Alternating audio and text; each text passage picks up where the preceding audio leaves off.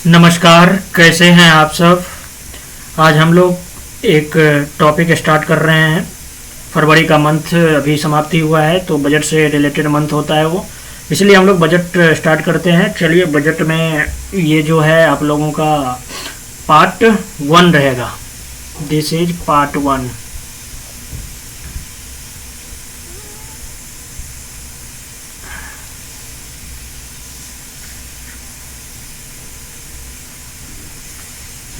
भाग 1 है ये। भाग 2 में भी हम लोग बात करेंगे, क्योंकि बजट को भाग 1 में रखना मुश्किल है। तो ये है, हम लोग बजट की बात करेंगे, और बजट में ये जो है भाग 1 होगा। ठीक है, और बजट से रिलेटेड सारी चीज़ों को समझ लेंगे जी, दूसरी जगह पढ़ने की ज़रूरत नहीं पड़ेगा। और बजट के बारे में, जो बजट क्या है, कैसे पास कराया जाता है, इनको पॉलिटी जब पढ़ाएंगे तो उसमें बताएंगे। अभी हम लोग इकोनॉमिक्स एक्सेप्ट को समझेंगे। जो बजट क्या है, राजकोषीय नीति क्या है, मौद्रिक नीति क्या है, राजकोषीय नीति के उपकरण क्या है, बजटीय नीति क्या है, उससे जो संबंधित फैक्ट हैं, एग्ज़ाम में जो फैक्ट पूछे जाते हैं, उन सारे फैक्टों के बारे में बात करेंगे। अगर आप इस उद्देश्य से भी चल रहे हो कि बजट जो है, बजट से हम मेंस के बारे में भी कुछ जाने, टीसीएस मेंस के, तो कुछ हद तक आपको ये करेगा। लेकिन हम ये प्रीलिम्स के पॉइंट ऑफ व्यू से ही बता रहे हैं, और एसएससी के सारे एग्ज़ाम जो भी वनडे एग्ज़ाम होते हैं उनसे रिलेटेड हम बात कर रहे हैं। लेकिन फिर भी आपको हद तक सहयोग करेगा। तो हम शुरू करते हैं आज। तो हम आपको फिर से बोल रहे हैं, तो जो बजट जो है पास करने की प्रक्रिया क्या है वो हम आपको पॉलिटी जब स्टार्ट करेंगे तो उस समय बताएंगे। हाँ, अभी जो है आर्थिक पक्ष जो भी हैं उनके बारे में, आर्थिक पक्ष जो भी आएगा उसके एक्सेप्ट में हम लोग बात करेंगे अभी। और बजट शुरू करने से पहले हम कुछ बात हैं उनको पहले जान लेते हैं। इसमें पहला एक वर्ड आता है, उन सब वर्ड को जानते चलेंगे। पहला आता है लोकवित्त। लोकवित्त क्या होता है? लोकवित्त को समझने से ही हम आगे बढ़ेंगे। पहले तो लोकवित्त जो है वो सरकार के आय व्यय से संबंधित क्रियाओं का अध्ययन लोकवित्त कहलाता है। यानी लोकवित्त क्या है? तो लोकवित्त हम एक छोटे मोटे भाषा में या एक टू द पॉइंट अगर बात करें तो बोलेंगे सरकार के आय व्यय यानी इनकम और खर्च से संबंधित क्रियाओं का अध्ययन लोकवित्त कहलाता है। लेकिन अगर इसको विस्तृत रूप से चर्चा करेंगे तो केवल सरकार के आय और व्यय ही लोकवित्त में सिर्फ नहीं आता है, बल्कि इसके अलावा इसमें देखा जाए तो लोकवित्त में सार्वजनिक ऋण, राजकोषीय नीति, वित्तीय प्रशासन, आर्थिक स्थायित्व इत्यादि शामिल करते हैं। तो हम कह सकते हैं विस्तृत रूप में भी और एक नटसेल में भी। नटसेल में ये बोलेंगे संक्षेप में, जो लोकवित्त जो है, फाइनेंस बिल जो है, वो सरकार के आय व्यय से संबंधित क्रियाओं का अध्ययन लोकवित्त कहलाता है। लेकिन अगर हम इसे विस्तार से बात करें तो पब्लिक फाइनेंस का संबंध केवल सरकार के आय और व्यय से नहीं होता, बल्कि इसमें सरकारी ऋण, राजकोषीय नीति, वित्तीय प्रशासन, आर्थिक स्थायित्व या आर्थिक सुदृढ़ीकरण, ये सभी इसमें शामिल किए जाते हैं। अगर विस्तृत रूप में हम लोग लोकवित्त की बात करेंगे तब इन चीज़ों के बारे में बात करेंगे। लेकिन मेनली अगर हम लोग बात करते हैं तो सीधा रहता है सरकार के आय व्यय से संबंधित सभी क्रियाओं का अध्ययन जो है वो लोकवित्त कहलाते हैं। संबंधित से संबंधित अगर आप यहाँ पे दे तो से संबंधित सभी क्रियाओं का अध्ययन लोकवित्त कहलाता है। और इसी क्रम में हम लोकवित्त को पांच श्रेणियों में बांटा जाता है। और ये 5 श्रेणी कौन कौन है इसके बारे में जरा बात कर लें तो पहला है सरकारी आय, दूसरा है सरकारी व्यय यानी गवर्नमेंट का एक्सपेंडिचर, यानी पहला इनकम, दूसरा जो है एक्सपेंडिचर, तीसरा है सरकारी ऋण गवर्नमेंट लोन, चौथा है वित्तीय प्रशासन फाइनेंशियल एडमिनिस्ट्रेशन, और पांचवा है आर्थिक स्थायित्व यानी इकोनॉमिक स्टेबिलिटी। अब ये जो इन 5 श्रेणी में जो है लोकवित्त जो है इसके अंतर्गत जो सरकार के आय व्यय संबंधित क्रियाओं का अध्ययन किया जाता है। लोकवित्त के अंतर्गत 5 श्रेणियां शामिल होते हैं जो कि वेरी इंपॉर्टेंट हैं, जिसमें सरकारी आय, जिसके अंतर्गत हम सरकार द्वारा लगाए गए कर, भले वह प्रत्यक्ष कर हो अप्रत्यक्ष कर हो, या सरकार को जो अन्य स्रोत से ब्याज लाभांश सरकार के समस्त आय को राजस्व प्राप्ति हो या सरकार की पूंजीगत प्राप्ति हो, हम सभी सरकार के इनकम के रूप में उसको देखेंगे। सरकार के आय का सबसे बड़ा जो स्रोत है वो क्या है? कर राजस्व है। अब हम बात करते हैं दूसरा सरकारी व्यय, जैसे सरकार सब्सिडी पे खर्च करता है, सैलरी यानी वेतन पे खर्च करता है, और यही जो है ब्याज पे भी खर्च करता है, ये सभी सरकारी व्यय में आता है आपको। अब आता है सरकारी ऋण, इसमें केंद्रीय बैंक से सरकार ऋण लेती है, जनता से ऋण लेती है, डिबेंचर लाते हैं, उसको आगे हम लोग जानेंगे, तो बॉन्ड लाते हैं जिससे जनता से भी ऋण लेते हैं। वित्तीय प्रशासन, जिसमें कि बजट के निर्माण से संबंधित क्रियाएं जो आप देखते रहते हैं, वो सारे के सारे जो है फाइनेंशियल एडमिनिस्ट्रेशन के लिए जाते हैं। इसमें कौन सी प्रक्रिया अपनाए जाते हैं, और आर्थिक स्थायित्व जो है सरकार के राजकोषीय नीति से संबंधित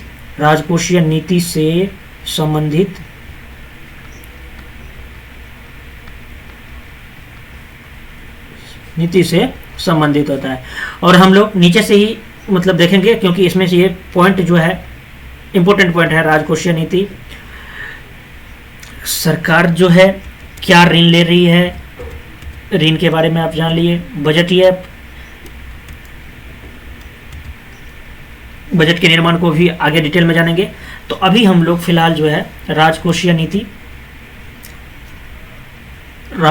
नीति के बारे में जान ले। और राजकोषीय नीति में आने से पहले एक बार नट सेल में हम लोग देख लें। जो राजकोषीय नीति से आने से पहले नट सेल में अगर देखने की बात कर ले तो आप अपना स्क्रीन से हटा दिए, एक बार उन चीज़ को जिसको पढ़े हैं उसको रिवाइज कर लेंगे। लोकवित्त, फाइनेंस बिल जो होता है सरकार के आय व्यय से संबंधित सभी क्रियाओं का अध्ययन लोकवित्त कहलाता है, जिसमें सार्वजनिक ऋण, राजकोषीय नीति, वित्तीय प्रशासन, आर्थिक स्थायित्व इत्यादि शामिल किए जाते हैं। लोकवित्त में को 5 श्रेणी में बांटा गया है, जिसमें सरकारी आय, सरकारी व्यय, सरकारी ऋण, वित्तीय प्रशासन, आर्थिक स्थायित्व। अब राजकोषीय नीति की बात करें तो मैं अभी आपको बता रहा हूं, जो हमारे देश में 2 नीति अपनाई जाती है, एक मौद्रिक नीति और दूसरा राजकोषीय नीति। मौद्रिक नीति के बारे में हम लोग पढ़ेंगे, अब मुद्रास्फीति पढ़ाएंगे तो उसमें बताएंगे आपको। और तो अब हम राजकोषीय नीति के बारे में डिटेल से जानते हैं, और जो भी एग्जाम में पूछा जाता है अधिकतर उसी पे फोकस किया गया है।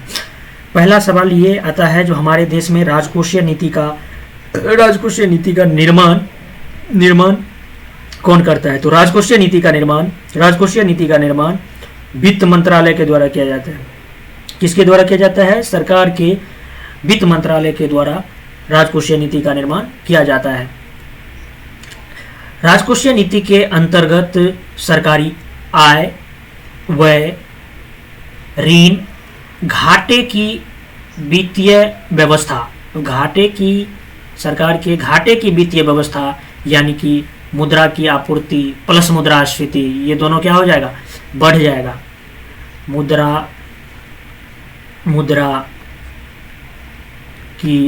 मुद्रा की आपूर्ति, आपको सारा चीज़ बताएंगे। ये थोड़ा राइटिंग नहीं चल रहा है इसीलिए ये पीडीएफ में हम लोग स्टार्ट किए हैं। तो पहले पीडीएफ से मुद्रा की आपूर्ति, इस पर हाथ बैठाना पड़ता है। मुद्रा की आपूर्ति ये बढ़ जाएगा, मुद्रास्फीति जो है वो भी बढ़ जाएगा। मुद्रास्फीति के बारे में आपको बताएंगे इसलिए इसको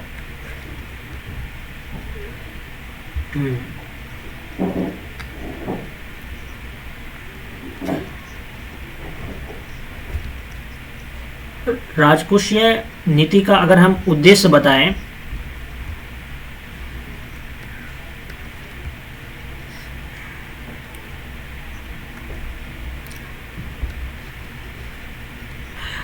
राजकोषीय नीति का अगर मुख्य उद्देश्य की बात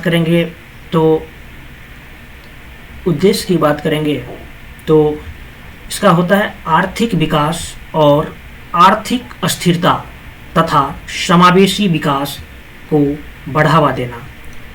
हर देश की राजकोषीय नीति उस देश की अर्थव्यवस्था और जो आर्थिक समुच्चय होते हैं, पहलू होते हैं, उसके आधार पर निर्धारित की जाती है। ये नहीं कि भारत की जो राजकोषीय नीति है वही अपने पड़ोसी देश पाकिस्तान का, नेपाल का, अन्य देश का भी सेम प्रकार, ऐसा नहीं होता है। इसलिए सबसे इम्पोर्टेंट बात है जो इसका उद्देश्य क्या है। तो उद्देश्य में हम लोग देखते हैं जो आर्थिक विकास को बढ़ावा देना, आर्थिक स्थिरता को लाना तथा समावेशी विकास को बढ़ाना। और इसके अंतर्गत अगर व्यापक उद्देश्यों की अगर बात करेंगे तो इसमें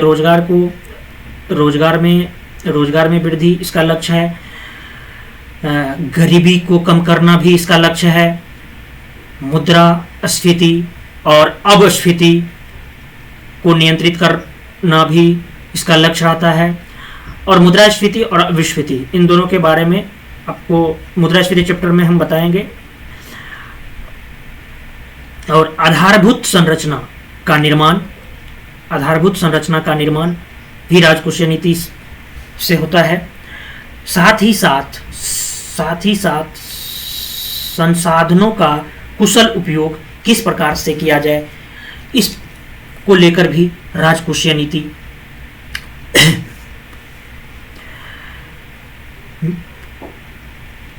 को लेकर के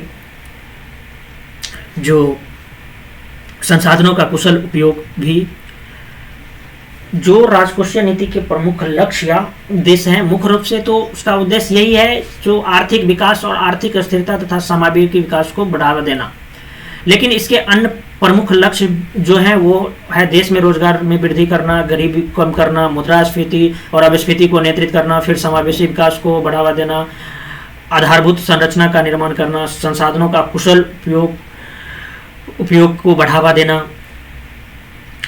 राजकोषीय नीति का ये जो बोले ये सारे का सारे उनका प्रमुख लक्ष्य है। सबसे बड़ी बात है, हम लोग यहाँ बात करते हैं सरकारी आय, जिसके अंतर्गत सरकार किस प्रकार कर लगाती है, कर से राजस्व प्राप्त करती है, भले वह प्रत्यक्ष कर हो या अन्य साधनों से। सरकार के कर लगाने का उद्देश्य केवल आय प्राप्त करना ही नहीं है, बल्कि मांग को नियंत्रित करना है। कहीं न कहीं सरकार कर के द्वारा मांग को बढ़ाता है। सरकार को लाभ कमाना नहीं है, बल्कि सरकार को उद्योग क्षमता को बढ़ाना है, लोगों की उपभोग क्षमता को बढ़ाना है। घाटे की वित्त व्यवस्था जो बाद में हम लोग समझेंगे, आमतौर पर सरकार का जो खर्च होता है वह सरकार के प्राप्ति से अधिक होता है, इसलिए सरकार का बजट घाटे का होता है क्योंकि खर्च ज़्यादा है और प्राप्ति कम है। आप ही देख लीजिए, अगर आपका खर्च ज़्यादा हो रहा है, प्राप्ति कम है, तो महीने का जो बजट होगा वो घाटे का होगा।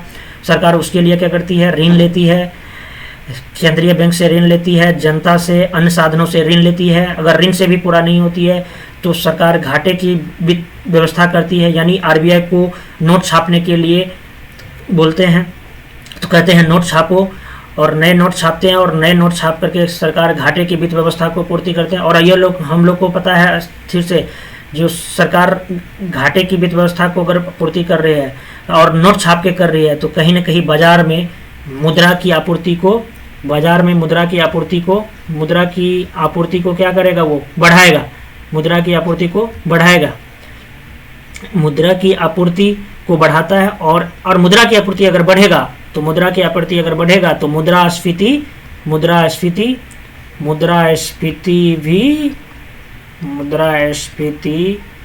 जो है वो भी क्या होगा, बढ़ेगा। तो ये हो गया हमारे राजकोषीय नीति के बारे में। और इसको अगर हम थोड़ा इस पे ध्यान दूं तो राजकोषीय नीति को पूरा करने के लिए सरकार जो है वो क्या करती है, राजकोषीय नीति को पूरा करने के लिए राजकोषीय नीति के लिए 4 उपकरण का प्रयोग करते हैं। सरकार जो है राजकोषीय नीति को पूरा करने के लिए 4 मुख्य उपकरण का उपयोग करती है। जैसे कि औजार होता है ना किसी काम को करने के लिए, तो उसी टाइप से सरकार के पास भी हैं 4 औजार। उसी तरह से राजकोषीय नीति के लिए भी सरकार जो है 4 औजार का उपकरण का प्रयोग करती है। ये 4 उपकरण कौन कौन से हैं? ये हैं कर नीति, टैक्स पॉलिसी, दूसरा है एक्सपेंडिचर पॉलिसी, तीसरा है ऋण नीति, लोन पॉलिसी, और चौथा जो है बजटीय नीति, जो कि बजट पॉलिसी है। और विशुद्ध रूप से राजकोषीय नीति के अगर 3 उपकरण हैं, वो हैं कर नीति, व्यय नीति, ऋण नीति। बजटीय नीति तो सरकार जो है बजट बना करके अपने राजकोषीय नीति को पूरा करने की कोशिश करते हैं। विशुद्ध रूप से राजकोषीय नीति के उपकरण जो हैं वो यही तीनों हैं। कर नीति कौन कौन है, विशुद्ध रूप से कौन कौन है? कर नीति, व्यय नीति, ऋण नीति। बजटीय नीति जो है ये सरकार जो है हर वर्ष अपनी राजकोषीय नीति को पूरा करने के लिए बजटीय नीति लाता है। राजकोषीय नीति को पूरा करने के लिए जो है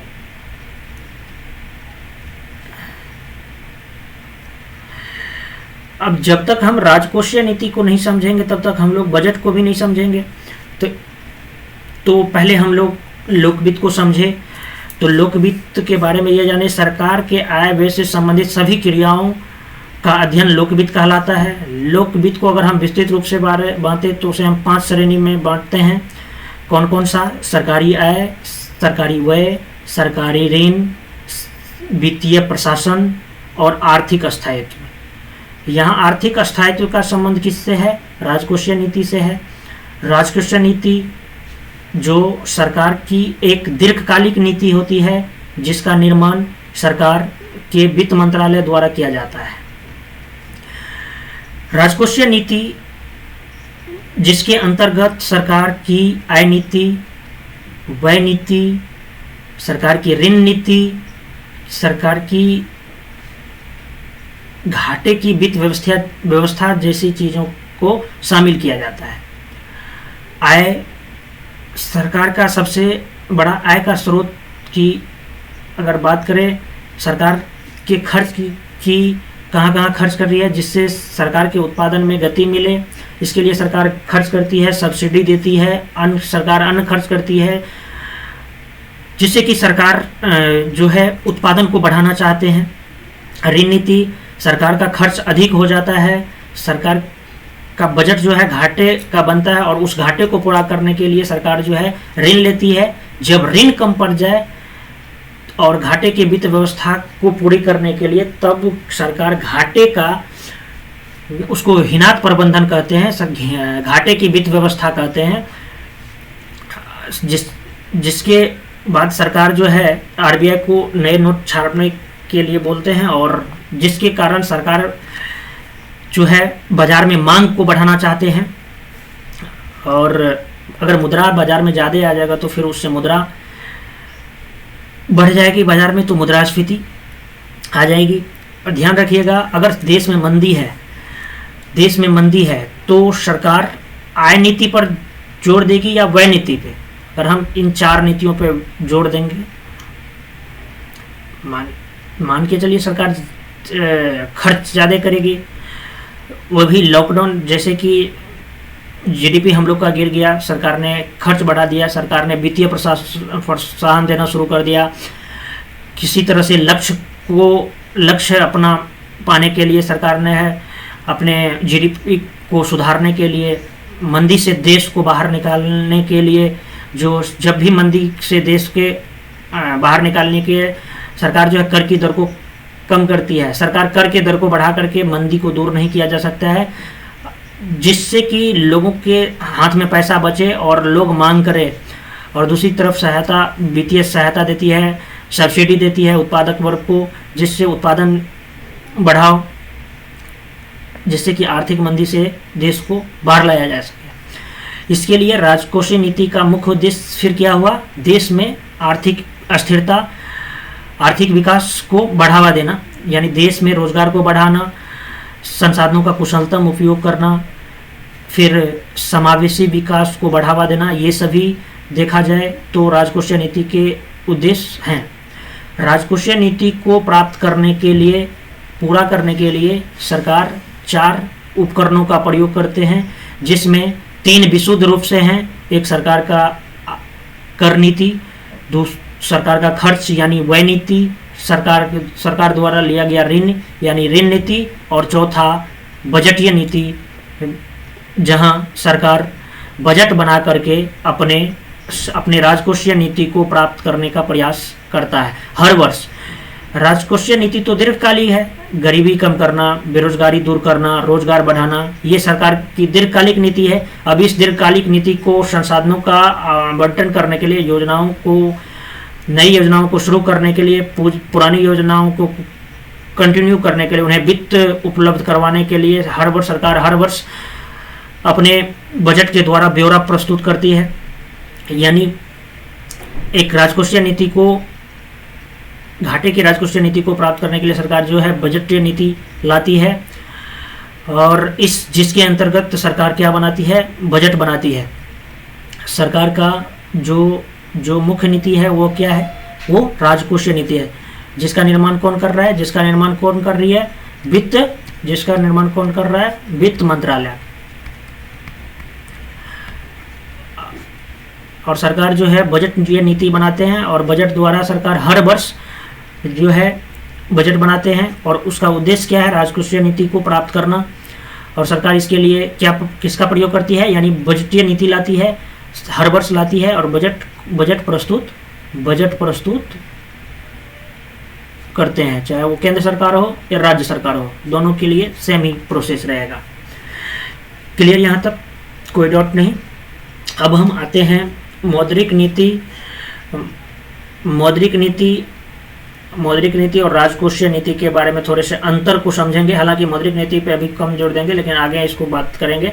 लेकिन फिर भी अंतर को अगर हम समझ लेंगे तो क्वेश्चन यहाँ से पूछा जाता है, बनेगा आपसे।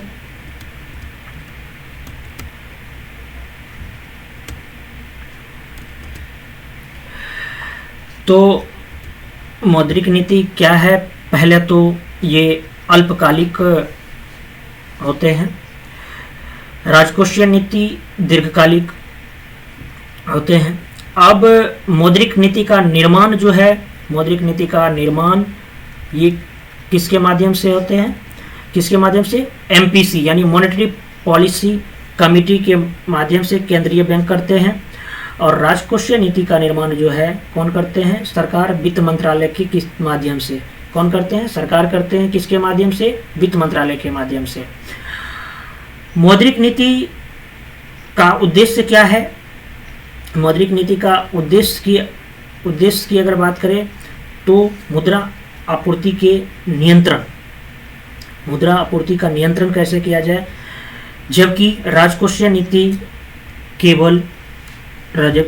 नीति केवल मुद्रास्फीति ही नहीं, बल्कि इसके साथ साथ गरीबी, बेरोजगारी, समावेशी विकास, इन सभी इत्यादि को प्राप्त करते हैं।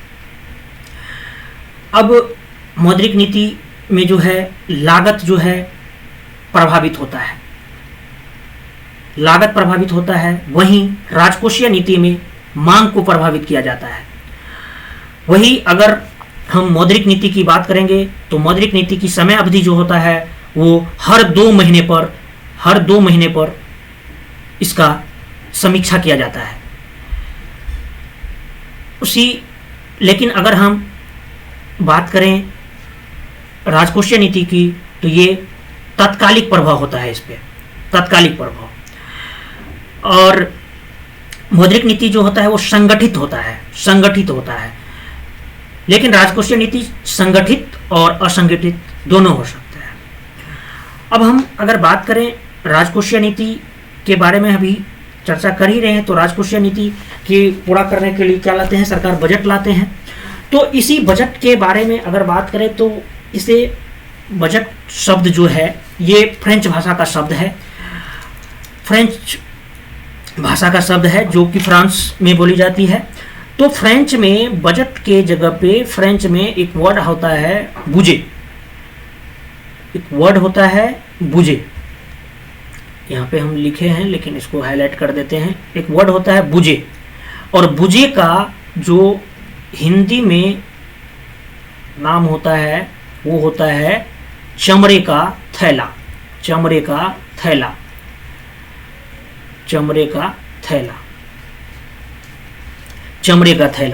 अब बजट के हिस्ट्री यही है, जो 1773 में ब्रिटेन में प्रधानमंत्री और वित्त मंत्री, यानी दोनों एक ही होते थे, ये थे रॉबर्ट वालपोल थे। इसने बजट को लेकर के पहली बार आए। तो भारत में ये ब्रिटेन की बात है, 1773 की बात है। आप अगर पढ़ेंगे तो वहाँ पे इसको हम रिलेट करवा देंगे 1773 के रेगुलेटिंग एक्ट जो आया था, उससे पहले इसमें कुछ बहस चला था। तो 1773 में सबसे पहले जो है ब्रिटेन में वहाँ के प्रधानमंत्री, वित्त मंत्री रॉबर्ट, इन दोनों एक ही थे, उसका नाम था रॉबर्ट वालपोल। उसने ही सबसे पहले बजट पेश किया ब्रिटेन में।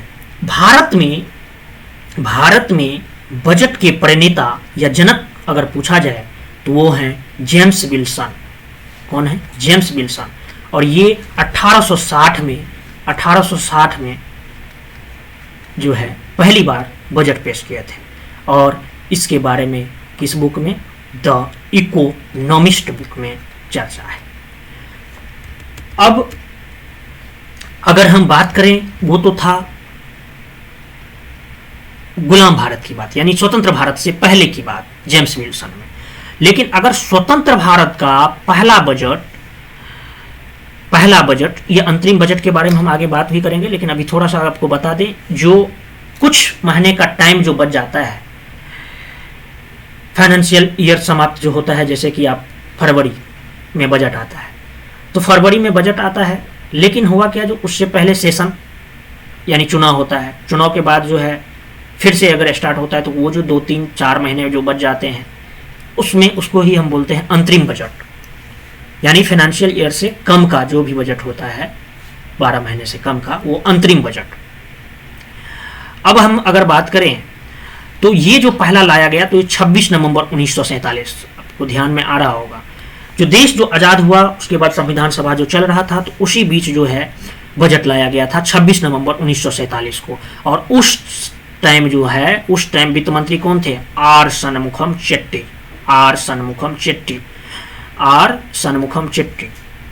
तो उसने ही स्वतंत्र भारत का पहला बजट पेश किया। अब अगर क्वेश्चन आ जाए जो गणतंत्र भारत का पहला बजट किसने पेश किया, तो उसका नाम था जॉन मथाई। फिर नेक्स्ट अगर बात करें तो भारत का सबसे ज्यादा बार बजट किसने पेश किया, तो सबसे ज्यादा बार जो है वो मोरारजी देसाई जो है सबसे ज्यादा बार, कुल 10 बार बजट पेश किए। बजट का दस्तावेज ये अंग्रेजी में चल रहा था। हालांकि हाँ, एक चीज वहां पे हम नहीं बताए, जो बुझे का जो थैला चलता था, चमड़े का थैला, उसका हिंदी होता था में मीनिंग हुआ बुझे का। तो फिर क्या हुआ, जो ये वहाँ जो लाया गया उसमें हाउस में, तो सबने बोला बुझे आया, तो चमड़े का थैला। तो अपने यहाँ भी ये चल रहा था, जो जब भी बजट पेश किया जाता था, जब मोदी जी जब प्रधानमंत्री बने हैं उससे पहले की, अगर जब तक जो भी बजट पेश किए हैं, चाहे कोई भी वित्त मंत्री हो, तो वो चमड़े के थैला लेकर के ही बजट पेश करते थे। लेकिन जब मोदी गवर्नमेंट आए तो फिर आप देखते ही हैं, जो लाल कपड़े में उसे लपेट करके लाते हैं, बजट पेश करते हैं। तो हाँ, बजट का दस्तावेज जो है ये अंग्रेजी में था। और 1954-55 से, यानी 1954-55 तक, आज़ाद भारत में भी 1954-55 तक बजट का जो दस्तावेज होता था वो ओनली क्या होता था? अंग्रेजी में होता था। ठीक है। और जो है अंग्रेजी में होता था।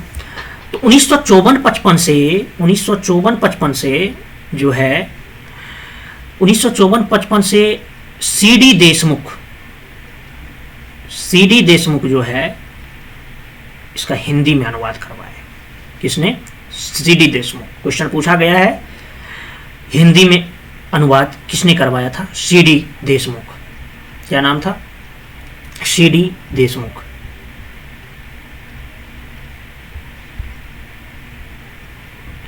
अब अगर हम बात करें बजट के बारे में, थोड़ा सा और आगे बढ़ें। भारत के संविधान में बजट शब्द का प्रयोग नहीं किया गया है, ये चीज ध्यान रखिएगा। भारत के संविधान में बजट शब्द का प्रयोग नहीं किया गया है, बल्कि उसके जगह पे किस चीज का प्रयोग किया गया है? उसके जगह पे अनुच्छेद 112 और अनुच्छेद 202, अनुच्छेद 112 केंद्र सरकार और अनुच्छेद 202 राज्य सरकार, इन दोनों अनुच्छेद में अपने संविधान में वार्षिक वित्तीय विवरण के बारे में चर्चा है, एनुअल फाइनेंशियल स्टेटमेंट। तो ध्यान में रखना है, जो अपने संविधान में कहीं भी बजट शब्द का प्रयोग नहीं है, बल्कि उसके स्थान पर किसका प्रयोग है? वार्षिक वित्तीय विवरण में। कौन कौन से अनुच्छेद? अनुच्छेद 112 केंद्र सरकार के बारे में जिक्र है, और अनुच्छेद 202 में ये जो है कितना? राज्य सरकार का जिक्र है। अच्छा, अनुच्छेद देख लीजिए, इसमें अगर आप 90 एडिशन करते हैं तो 90 केंद्र, आगे वैसे हम पॉलिटी में ये बताएंगे, मेरा ये केंद्र प्लस 90 इक्वल टू हो जाता है राज्य। लेकिन यहाँ पे बहुत अपवाद भी निकलेगा, एक थोड़ा सा लॉजिक है, मतलब वनडे एग्जाम में ऑप्शन से आप टिक कर सकते हैं, बहुत जगह काम आएगा। हाँ, सन 2001 से पहले जो है बजट पेश किया जाता था। कब? शाम 5 बजे। इसमें भी लॉजिक है, क्योंकि अपने यहाँ जब शाम 5 बजता है तो वहाँ पे ब्रिटेन में मतलब हाउस ओपन होता था तो पेश किया जाता था, और तो उसी सिलसिले में ये चलते आया 2001 तक, शाम 5 बजे तक पेश किया जाता था, मतलब 2001 से पहले यानी 2000 तक। तो 2001 में जो है वित्त मंत्री यशवंत सिन्हा, अभी चर्चा में भी रहे थे, आप जाने भी हैं, बीपीएससी में एक बार पूछा भी है इसका क्वेश्चन, जो राष्ट्रपति के लिए चुनाव लड़े तो और ज़्यादा हाईलाइटेड हो गए हैं। तो वित्त मंत्री थे उस टाइम यशवंत सिन्हा। इसने क्या किए, 5 बजे जो पेश किया जाता था बजट, तो उसको क्या किए ये 2001 से सुबह 11 बजे पेश करने लगे, और जो कि अभी भी प्रचलन में है। अब हम लोग अगर बात करें तो भारत में 4 प्रधानमंत्री प्लस वित्त मंत्री, भारत में 4 प्रधानमंत्री, यानी कि वो प्रधानमंत्री भी रहे हैं प्लस वित्त मंत्री भी रहे हैं, एक साथ नहीं, अलग अलग, ध्यान रखिएगा ये चीज लॉजिकल है। वो हैं चौधरी चरण सिंह, वीपी सिंह, मोरारजी देसाई, मनमोहन सिंह, यानी ये वित्त मंत्री थे उसके बाद प्रधानमंत्री बने चौधरी चरण सिंह, वित्त मंत्री थे पहले वीपी सिंह, फिर प्रधानमंत्री बने मोरारजी देसाई। मनमोहन सिंह पहले वित्त मंत्री थे जिसमें उसने एलपीजी रिफॉर्म लाए थे, जो कि 1992 की बात है। तो उस टाइम में पीवी नरसिम्हा राव प्रधानमंत्री थे और मनमोहन सिंह वित्त मंत्री हुए, उसके बाद फिर मनमोहन सिंह प्रधानमंत्री बने। तो भारत में ऐसे कितने हैं रहे, 4, ऐसे 4 महानुभाव रहे हैं, महापुरुष। अब अगर हम बात करें तो अब अगर बात करें इन चीज़ों को, जो हाँ, फिर अगर प्रधानमंत्री, 2 प्रधानमंत्री जो हैं ऐसे रहे हैं जो प्रधानमंत्री तो थे ही, साथ ही साथ वित्त मंत्रालय का प्रभार भी उन्हीं के पास था, वित्त मंत्रालय का प्रभार भी उन्हीं के पास था। वो कौन थे, पिता और पुत्री, पंडित जवाहरलाल नेहरू और इंदिरा गांधी। ये दोनों प्रधानमंत्री जो हैं वित्त मंत्रालय का विभाग जो है अपने पास रखे। केंद्रीय मंत्री जो कभी, केंद्रीय वित्त मंत्री जो कभी बजट पेश नहीं किया, यानी वित्त मंत्री रहे लेकिन बजट पेश नहीं कर पाए, उसका नाम था नितिन बहुगुणा, नितिन बहुगुणा पहला।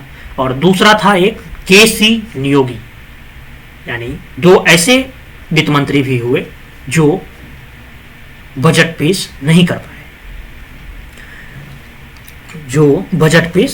पाए, अब हम अगर बात करें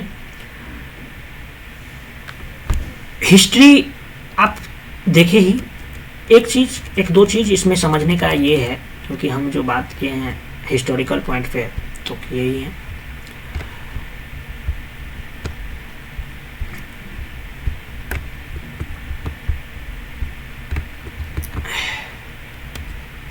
हाँ, 1958-59 में की बात है। 1958-59 में जवाहरलाल नेहरू ने घोषणा किया जो फरवरी माह के अंतिम दिन, देखते चलिए ध्यान से, यशवंत सिन्हा क्या रिफॉर्म किए, जवाहरलाल नेहरू जी क्या किए, सब मतलब माइंड में रखना है। तो लेकिन ये हिस्टोरिकल डेट्स बाय चल रहे हैं, जैसे 58-59 में जवाहरलाल नेहरू ने घोषणा किया जो फरवरी माह के अंतिम दिन जो है बजट पेश किया जाएगा। फिर मोदी जी का सरकार बना, यहाँ पे तो सारे कुछ चेंजिंग होते ही हैं, तो भले ये क्यों ना हो। तो 2017 में जो है क्या हुआ, फरवरी माह के पहले दिन बजट पेश किया जाने लगा, और जो कि अभी भी प्रचलन में है और अब की बार भी फरवरी माह के पहले दिन जो है निर्मला ताई बजट पेश की। अब बजट जो है, अब ये तो हम हिस्ट्री तभी से जान रहे थे, अब हम जानते हैं जो बजट क्या है, बजट आखिर है क्या। अब नाम किसी का भी हो सकता है, राम, श्याम, मोहन, घनश्याम। तो इसी तरह से बजट के बारे में अगर हम बात करें तो बजट जो है वो सरकारी दस्तावेज है जो सरकार के आगामी वर्ष के इनकम और एक्सपेंडिचर यानी आय और व्यय के अनुमानित विवरण होता है। एजम्पशन, अनुमानित विवरण होता है। और ये अनुमानित विवरण में क्या क्या होता है? अनुमानित विवरण होता है जिसमें कि जिसमें आर्थिक, सामाजिक, राजनीतिक, आर्थिक, सामाजिक,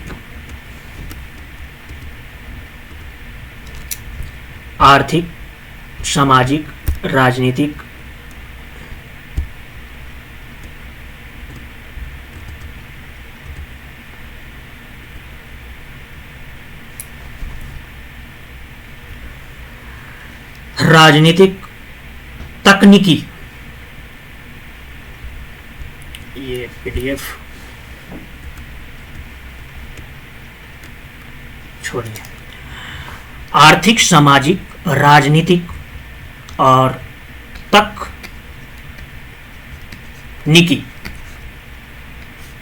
तकनीकी इन सारे चीजों पे अनुमान लगाया जाता है। कहाँ पे? आर्थिक क्रियाकलाप हो गए, सामाजिक क्रियाकलाप हो गए, राजनीतिक क्रियाकलाप हो गए, तकनीकी हो गए, इन सारे चीजों का कि एजम्पशन लिया जाता है। यानी बजट के बारे में सीधा जाने इन नटशेल में, संक्षेप में, जो बजट जो है सरकारी दस्तावेज है जो सरकार के आगामी वर्ष के आय और व्यय के अनुमानित विवरण होता है। अब इसमें 3 महत्वपूर्ण तथ्य हैं। 3 महत्वपूर्ण तथ्य क्या क्या है? 3 महत्वपूर्ण तथ्य जो है वो ये है, 3 महत्वपूर्ण तथ्य जो है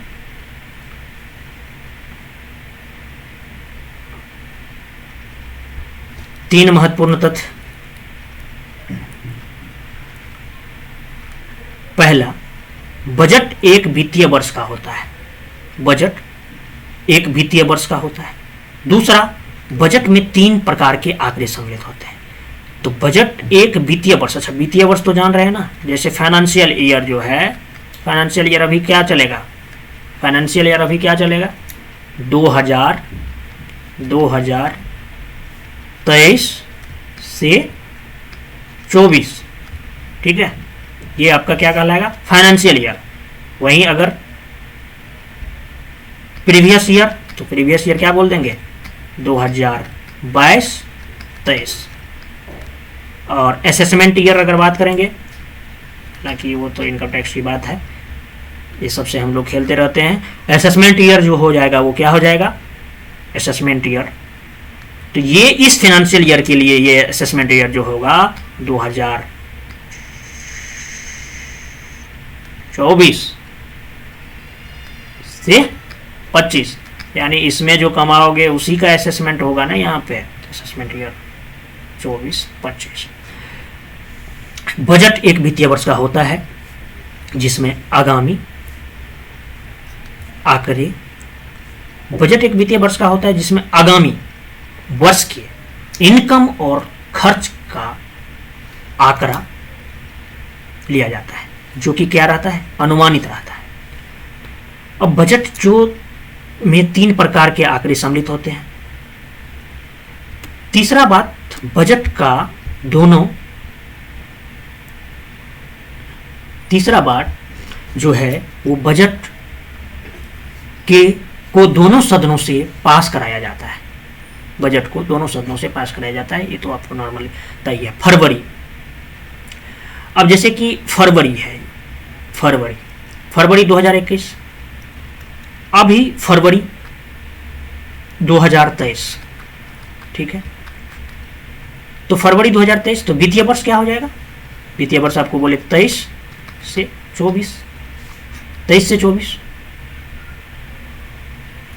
तो आप देख लीजिए यहाँ पे बात, जो बजट ये पेश किया गया है 2023 में, तो इसमें जो भी रिफॉर्म होगा वो किसके लिए होगा? आगामी जो चलेगा फाइनेंशियल ईयर 23 से 24, ठीक है। तो बजट को दोनों सदनों से पास कराया जाता है, ये आप देख लीजिए। यानी बजट के 3 महत्वपूर्ण तथ्य हम आपको बताए। बजट एक वित्तीय वर्ष का होता है, बजट में 3 प्रकार के आंकड़े सम्मिलित होते हैं, बजट को दोनों सदनों से पास कराया जाता है। अब 3 प्रकार के आंकड़े बजट में शामिल होते हैं। इन पे अगर बात करें तो आगामी वर्ष का अनुमानित आंकड़ा यानी एडवांस एस्टीमेट आगामी वर्ष का, दूसरा पिछले वर्ष का वास्तविक आंकड़ा। ये सारे आपको हम आगे पीडीएफ जो बताएंगे, तो इसीलिए ये मतलब आपको बेसिक सा चीज समझना जरूरी है। पिछले वर्ष का वास्तविक आंकड़ा, तीसरा वर्तमान वर्ष का संशोधित आंकड़ा यानी रिवाइज्ड एस्टीमेट। अब जैसे फरवरी 2020 में बजट पेश किया गया होगा, तो फरवरी 2020 में अगर बजट पेश किया गया होगा तो उसमें 2020-21 का संशोधित आंकड़ा पेश किया गया नहीं। आपको जैसे मैं बता रहा हूं यहाँ पे, जैसे अभी बजट पेश किया गया है फरवरी 2023 में, फरवरी 2023 में बजट पेश किया गया है। अब ये जो बजट पेश किया गया है फरवरी 2023 में, तो आप ये देखिए जो इस यहाँ पे क्या क्या होगा, यहाँ पे ये होगा जो संशोधित, एक मिनट, फरवरी 2023 में बजट पेश किया गया। तो अब जो है ये संशोधित आंकड़ा जो देगा किसका देगा?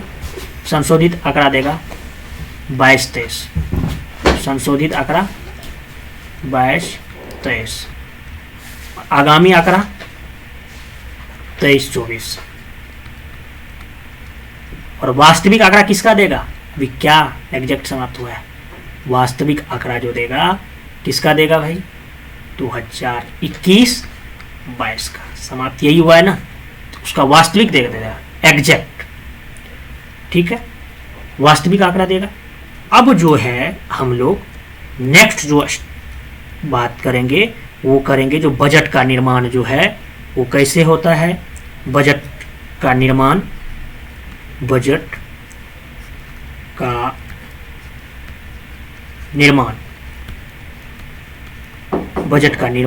ये जो हम लोग नेक्स्ट लेक्चर में देखेंगे। यहाँ से बजट का निर्माण कैसे होता है, क्या क्या प्रक्रिया है, इन सारी चीज़ों के बारे में हम लोग नेक्स्ट लेक्चर में देखेंगे।